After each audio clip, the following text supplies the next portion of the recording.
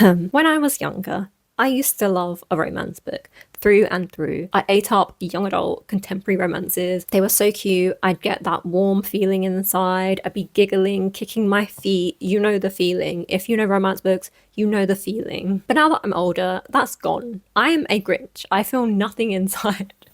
Not quite, but I never find that feeling with romance books anymore. I don't know where it went, but I am on a quest to find it again. I'm on a quest to figure out why and find that elusive feeling once again. I've had it before, so I know I can have it again. I want to be a romance girly again. I think a lot of it is comes down to me trying to figure out what things I do like in romance, because of I feel like I see a lot of recommendations, and there's so many recommendations and I seem to be taking all the wrong ones. So I'm on a quest to read romance books that make me feel something again. I generally have an idea of the kind of books that I do and don't like, and the kind of romance that I like. Apparently it's quite niche, so we will go through and see. I'm going to kind of go through the most beloved romance books that I can find that kind of have similar things that I know that I like. This also includes trying out different ones to see what things I do really like and which I don't, so that I can kind of see, I kind of just analysing what things I do like and what things I don't like, and kind of not being like, oh, this is rubbish, but kind of not being disappointed if I don't like it, and just kind of figuring out what things that I don't like and why, and what things I do like and why, and then I can kind of go from there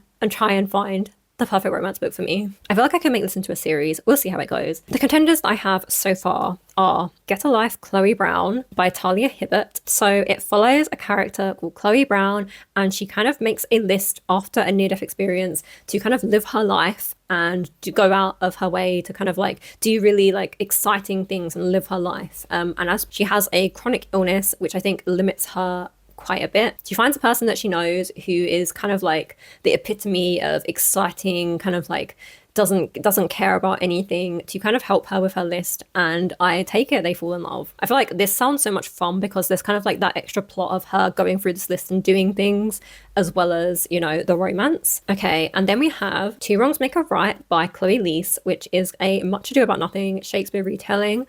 I think it's about two people who kind of are they don't think that they match up at all. They're kind of opposites, and then they kind of fake date to try and kind of get revenge somehow. Kind of opposites attract kind of vibe I've got going on here. But I also like that there is other kinds of representation. I think with Get a Life, Chloe Brown as well, there's different types of representation of like body type and disability. I think this also touches on like neurodivergence as well, which I think is why I think I will like this one, because of they are neurodiverse characters, or one of them is, something like that. So that's the next one. The other one, which I heard so many good things about, like this is like, I think this is a lot of people's like in a lot of people's favorite books of 2024, which is Abby Jimenez's Part of Your World. I don't know too much about this one, actually. I know it's like an age gap, which I feel like I don't know if I like that, so that'll be interesting to read and see how that goes. See how that goes. I feel like generally I'm not that into it, but I feel like people love it for a reason, and it sounds kind of cute. So I'm gonna try it because it doesn't sound like it's too like overly smutty and too insta-lovey, so it sounds like there's quite a bit of depth to it, and like the kind of like figuring out of like an age gap and not parts of the world, but two different characters kind of like navigating their differences to try and make their relationship work, which I feel like sounds really interesting and something I would like. So it's also blurbed by Emily Henry, who is the only romance author that I do currently like. Emily Henry is just the queen of romance, and I feel like that's my standard, so I hope these live up. Emily Henry has blurbed this. I finished Get a Life, Chloe Brown, and I have thoughts. So I think, first of all, I feel like I should disclaim this by saying I maybe got the wrong end of the stick of what this story was about, and kind of the way it was written, because of when I started reading, I kind of looked at the back and it says funny, sexy, and intensely romantic, and it says clever, sweet, sexy, and brilliant. And I think the inclusion of so much sexy, kind of like a real emphasis on the lusty, kind of like spicy parts of the book, which I think I didn't really expect as much, which is probably my fault. I will hold my hands up and say that's my fault. And I do know that I don't really like those. I don't like too much of those things in books in general. So I'll start with the things I really liked about this. So we follow Chloe Brown as she has a near-death experience. She nearly gets run over by a car in this accident, and she decides, actually, I really need to start living my life. So she makes this list up of things that will help her get a life and kind of like make the most out of her life. And she has things like riding a motorbike, go camping, have casual sex, blah, blah, blah. And she asks for the help from Red, who is he's kind of like the superintendent. I can't remember what he was called, but he's like the person who goes around the flats and makes sure everything's okay in this like flat block where she's living. And she also has a chronic illness, which I think has affected parts of her life, and made her a bit more kind of like reserved and shy about life, I guess. Like she plays things very safe, and she kind of like doesn't want to take too many risks because of the way that this has affected her life and relationships and etc etc. I really liked the representation of those things and how this kind of like chronic illness affects her, and also the way that how they kind of respond positively to it, and they don't kind of like dismiss her and stuff like that like how people have in the past. And I also really enjoyed the kind of the representation of different bodies in this, like and how that was done, and it wasn't like, it was just like it felt very natural, and it wasn't trying to be too like overly like drawing attention to the representation. It kind of felt very natural. I also liked the kind of like brief discussion of like dealing with past abusive relationships. When I've read a lot of other reviews, a lot of people say they don't like the kind of third act conflict, but I actually kind of enjoyed it. I think I felt myself getting like more intrigued by the plot, and like I felt myself getting a bit more interested when it happened, because I liked how it dealt with people recognizing their own triggers and things from past relationships and how that affects their behavior, and kind of like working through it and deciding to work through it and letting love win, essentially, and deciding to work through it for a chance at love. So like they kind of work through it rather than just kind of like being like, oh, dismissive or whatever. And like I just like the way that they like recognize those triggers and faults in themselves, and also tried to work through it in a relatively healthy way after they kind of had their moment of being triggered. So I think the things I didn't really enjoy about this are the way that the characters were so lusty towards each other at the start. Like they just like, I feel like the way that I experience things and the way that I like reading about them is like when the characters build a bit of a connection first. I feel like I'm so much more invested when I've seen them build this relationship together. I feel like I'm just so much more invested when I've seen them build this kind of like friendship or like this kind of connection first before they kind of get physical or lusty with each other or start thinking about each other like that. Like there was moments where Red especially just like was like thinking about Chloe in such a sexualized way that I was just like, I don't like this. Like, but then afterwards it was fine when I feel like they had a bit of connection. I could get more on board with it, but it was just like out of nowhere, and I didn't like that. I feel like they just felt too fast. I think it's just what I enjoy. I know that other people don't really care about stuff like that. They love stuff like that, but it's just not for me. I think that's just me and what I've learned from reading this book. And I think that I felt like everything moved a bit too fast. Like they kind of just go from hating each other to lusting after each other to suddenly being so in love, like really intensely as well. Like where it feels like the relationship just hinges on their lust for each other and then having a couple of nice moments together. And I just didn't really care, or like I didn't feel motivated to like root for them or like enthusiastic about it at all. I was like, oh, it's nice, but I didn't feel the feeling that I'm looking for, essentially, is what I'm trying to say. Dialogue felt a bit cheesy for me as well. It felt like sometimes they would interject. The characters would be describing something, then I'd interject and be like, wow, they look so hot right now. Their lips look so plump. And I'd just be like, okay, to go back to what you were talking about, please. Like, why are you interjecting like that? I don't like stuff like that. I feel like I just didn't like that. Like, oh, I couldn't control myself, blah, blah, blah, blah, blah. Like, I'm sure people like that. It just felt too lusty for me. And that's all that I felt like the relationship was based on, like how they were like lusting after each other, and he was nice to her and she was nice back. And I don't know, I didn't really feel like there was much that I felt like that I enjoyed about their relationship. Like there were like cute moments and they had like banter, but I feel like it was just very lusty and it kind of pulled me out of it personally. And also there were like little cringe things, like the things that I found cringy were like little like colloquialisms that I just thought really made me laugh. Like it was like that he looked in her eyes and and now she knew that he knew that she was a horny little demon or something. And I was just like, okay, like this isn't for me, but It was just funny. It was funny, but also I was just like, who says that?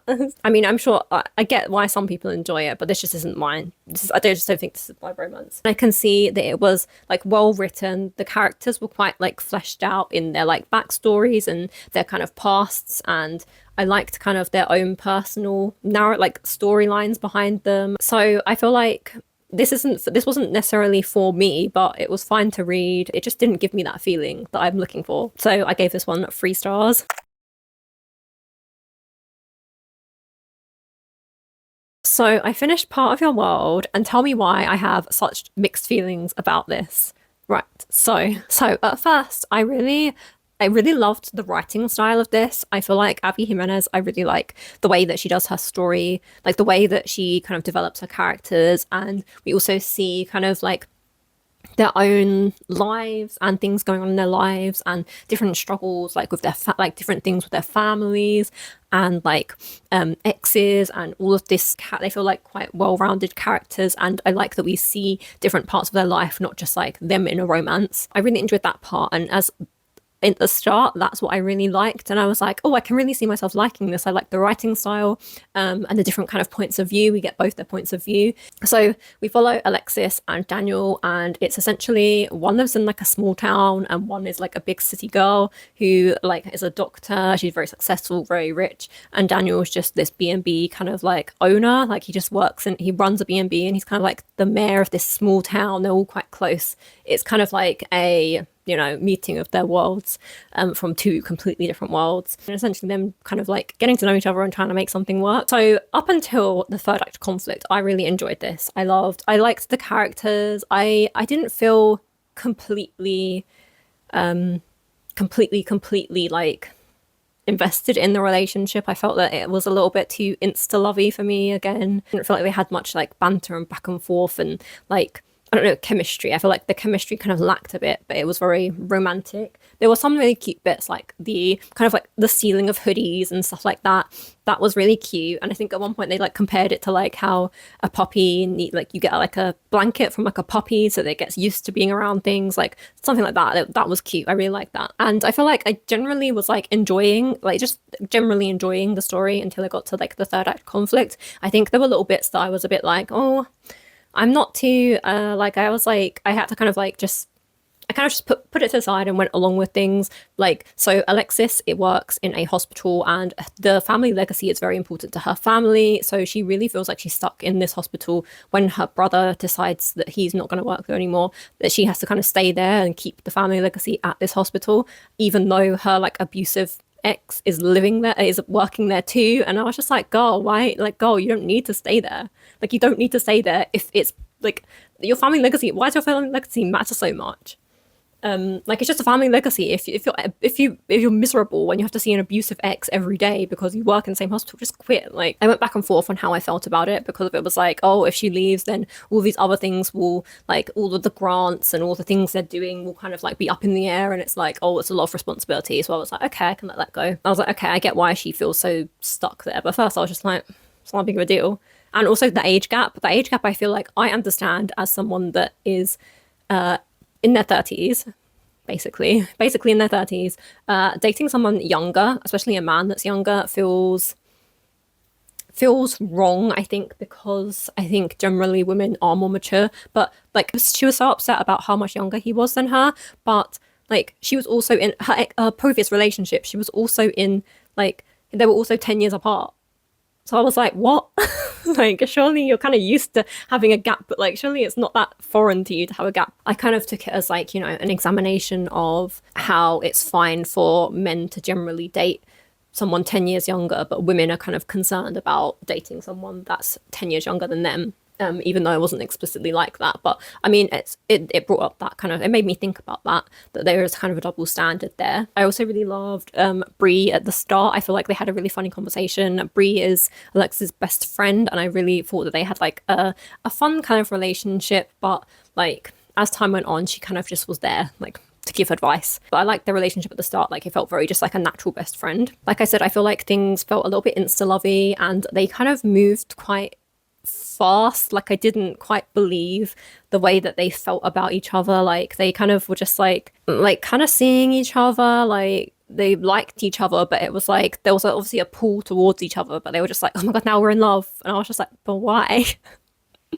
And I felt like I didn't feel convinced about the why. So instantly in love, and that was it. They couldn't live without each other. And like I felt the timing was just a bit whack in the whole thing. like I don't want to go into spoilers yet. I'm gonna go into spoilers because I have to for some of my frustrations with this. But like I feel like the timings were just a bit whack throughout the whole thing and towards the end as well. And I think towards the end I felt things got a bit too melodramatic with like the third act conflict. I didn't enjoy it. It kind of took the book down for me. I tried to just be like, no, like be chill about it, but it just frustrated me so much. Just the decisions that the characters made and things that they kept, like things that they did and didn't say. And also I'm trying to think of a way to word it without spoiling, but essentially I feel like we went on this journey with Alexis, especially where she was kind of we have this storyline with Alexis outside of the relationship with like an emotionally abusive ex who would do certain things, he would he would manipulate her emotions a lot, and she's just kind of realizing this and coming out of it and learning to deal with it. And I feel like we see her kind of growing as a person and learning to deal with these kind of behaviors. And then towards the end, something happens like outside of that where I'm just like, it feels like she's been on this path and this trajectory going up. Like she's been on this trajectory of growing and learning these things. And then all of a sudden she just like kind of doesn't, like there's something happens and it's like she hasn't learned anything. And it's just like, what was the point then? Like it feels like she should have behaved differently. Like she was on this trajectory of growing and then she should have behaved differently. Like it didn't make sense to me. It was just a bit frustrating. I think that kind of like ending towards the end, that really annoyed me.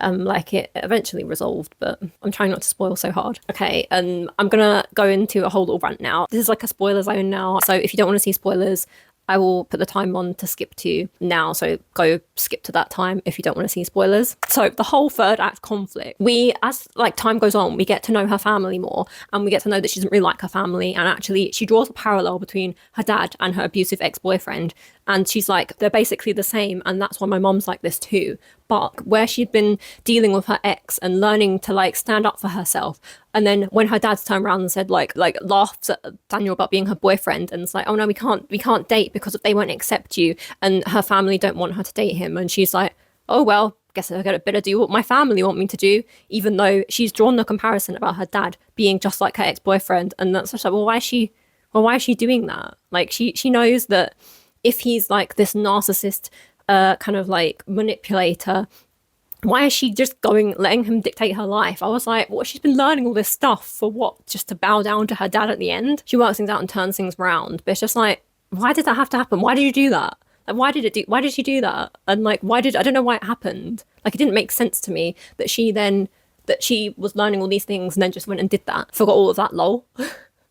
Like, she stood up to her ex, sure, and didn't engage with him, but it's like, she didn't even like her dad. She doesn't like her dad, so why is she doing that? Like, why does she want this relationship with her parents if she doesn't even like them? That's what she basically says that. And then she causes this man all this heartbreak, and then he started getting on my nerves because he's just like a little puppy dog in love with her, being like, oh, she lied to me. And she didn't tell him anything. She didn't tell him she was still living with her ex. I was just like, what mess is this? What I didn't realize that. There was like weird time jump, and then there was just like this whole mess, and then they were like so in love with each other, and then there was this whole mess, and she just like didn't tell him anything. I felt bad for him at first, and I was like, why is he moping around like a little puppy? Like, I get that he's upset, but he was just like moping around like a puppy. And then he was been living in this place for ages, doing his B&B, and he's been happy then. And then he was like, oh, he had a moment where he like was like Bella in Twilight when Edward leaves, and he's just like, oh, I can't breathe without her, just sitting in his room being depressed all the time. Like, they were acting like it's their first ever heartbreak, and I was just like, do people act like this in their like 20s and 30s? Like, I didn't think people did. I thought you kind of like, that's like how people act in their first relationships, whereas I don't think that's this for these people. Like, it's not, they're so melodramatic about it, and I was just like, oh, it's so teenager. It's so teenager, it felt like. And the part at the end where they were married after, he proposed to her after like 4 months of knowing her, I was like, what? I was like, that's what I mean about the timings being completely whack. And then she was like pregnant as well. Like, that was like a year later. So they'd known each other for a year. Like, they'd known each other for like a year and a bit, maybe. I think it was a year later. But like, I was like, okay, like, it's just too happily ever after and too much for me. It was too much for me. Okay, We're back to no spoilers now, but yeah, it was just melodramatic. Like some of the parts just felt very melodramatic and teenage. It felt like it was their first relationship kind of vibe, like the way you react where you're so like consumed by someone. I just was like, why are they acting like teenagers when they're in their 20s and 30s? So I didn't like the end, kind of the ending, but I enjoyed other parts of it. There was also a really cute goat, baby goat, and animals in the small town, which I also enjoyed. So I have very mixed feelings about it. So I gave it a 3 star, but I feel like it's really like a 2.5 because of actually after laying out all of my frustrations, I'm like, I did not like those parts of it. Did not like them. Everything kind of wrapped up at the end, and like I did like the way that the kind of things were resolved and the way that Alexis especially kind of like turned things around and kind of made different things to make the situation work. But I felt bad for Daniel in lots of this because I don't think she treated him very well. And he was just like stupidly in love with her. I've got the second book in the kind of like series, so it like follows another character that's in this kind of world, because I do like Abby Jimenez's writing, and I feel like most people say that they get better like as they go on. So I'm gonna give the next one a go, hopefully sometime, and maybe that'll be in like part 2 of this. But yes, I gave it 3 stars, maybe 2.5. Yes, mixed feelings. I didn't like the story, but I enjoyed the writing and the characterization and the kind of like extra kind of like characters and family and exploring different parts of people's lives as well as a romance, even though I didn't like kind of the conflict in it. Maybe the next one will be better. And I have started reading Two Wrongs Make a Right by Chloe Leese, and actually like I don't want to speak prematurely, but I'm actually loving this. I love the characterizations. So we're following Jamie and Bea. They meet at Bea's sister's party and they kind of have this awkward first encounter. Their friends are trying to set them up and they kind of push them together and they have this really awkward first encounter. They both misread each other. They're both kind of like snarky with each other because of they've misread the other one. But and then Bea is like clumsy, so she spills things on him, and it's just like this awkward disaster. It's a meat disaster basically. They don't get on, but they kind of are thrust into the situation together. They have a moment in like a closet, and it was quite cute. Like it was quite cute. I really liked the kind of banter between them, and then kind of this like more like softer moment between them. And I love the characterization. I love the way it's written as well. It's kind of like you're really in their head and you follow both points of view. And I like the way that the representation is done in this. I like the way that the author says that they've used their own experiences of neurodivergence, like being autistic, having anxiety. She uses authenticity readers to kind of like get the most kind of like approve different parts of it and make sure that it kind of it's accurate to other people's experiences as well. I love the representation of neurodiversity and like social anxiety, which like hiding a party relatable. I like the personality that you see in the character and the way it's written. Like it's written and like you can hear their voice in the way it's written and the kind of like sassiness in it and the way they're thinking, and they're quite upfront with how they're thinking. So I'm really enjoying that now. I feel like it's very readable and compulsively readable. So I can't wait to finish and get more into this. So I've completed Two Wrongs Make a Right, and some time has passed since I finished reading it. I think this is my favourite, but it also feels the most disappointing in terms of I really liked it at the start and then it kind of just went downhill for me.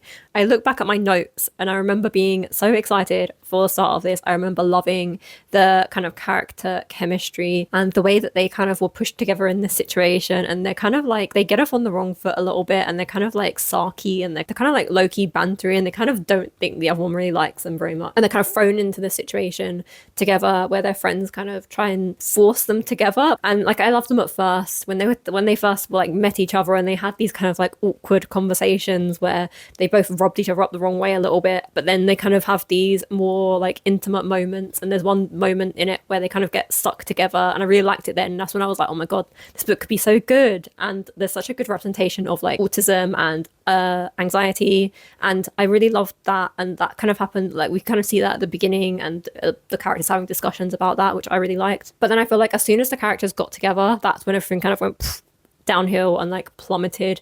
I didn't really like that. I didn't like when they got together that they just like it all just got too intense too fast, and I just didn't like it. Like, I just don't like it in romance when that happens. Like, it just got all too ooey gooey too fast, and I was like, you were having all this fun banter, and like, you know, you were just like being a bit mischievous and funny together, and now you're just like all ooey gooey. They just got too much too fast, and it was felt like very intense in like an unhinged kind of way. Like, this is like a mild spoiler, but like, he gets a matching tattoo to match one of her tattoos, and it's just like, what are you doing? Like, you don't know this woman very well. Like, you've only just got together, you've only met, like, you haven't met that long ago. What are you doing? Why are you getting a tattoo of this person? It just felt unhinged, things like that. He'd say really cringe things like, you're so beautiful it hurts. Like, no, that's not it for me. No, why are you saying that? It just was a bit too intense and too much, and I didn't like it. And I think when they started getting too intense and like,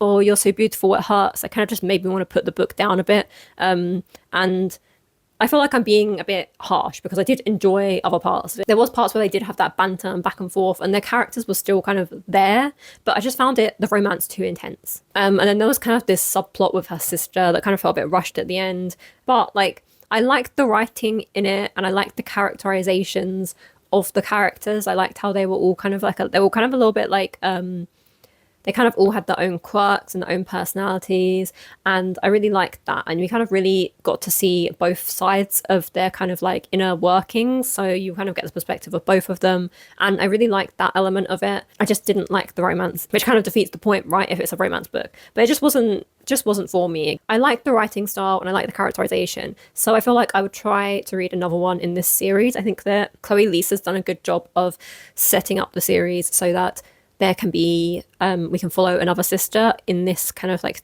set of 3 sisters, because it is like the Wilmot sisters, I think it is, series. So like, we'll follow one of her other sisters in the next book. So I mean, I'd be open to do that. It's just maybe not super high on my list, which is disappointing, because I wanted to kind of find a new romance that I do love, but looks like it's not happened this time. I feel like this could be a series I could just continue on, because I could try and find a new one. Like, because I feel like I can't give up until I find the romance that I do like, which I fear may only be Emily Henry at this point. But if you have any recommendations for romance that doesn't do the things that I've said that I don't like and does the things that I do like, please let me know.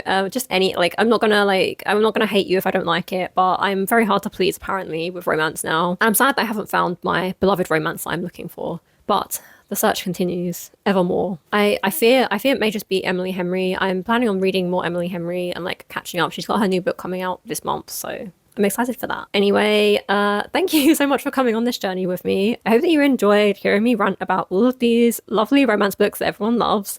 I don't want to turn them to shreds, but you know, some of them weren't for me. I am just finding out the things that I do like and trying to figure out the things I don't like, and maybe not pick up those ones as much, and maybe actually read the blurbs a bit more, because that might be an issue that I'm picking up books that I hear good things about, but when I read the blurbs, I'm like, I don't know. But thank you so much for watching. If you enjoyed this journey, then please give the video a like. And if you want to see more from me or keep up to date with my next video in this journey to find romance books, then you can hit subscribe. And thank you so much for watching. I'll see you in my next one. Bye!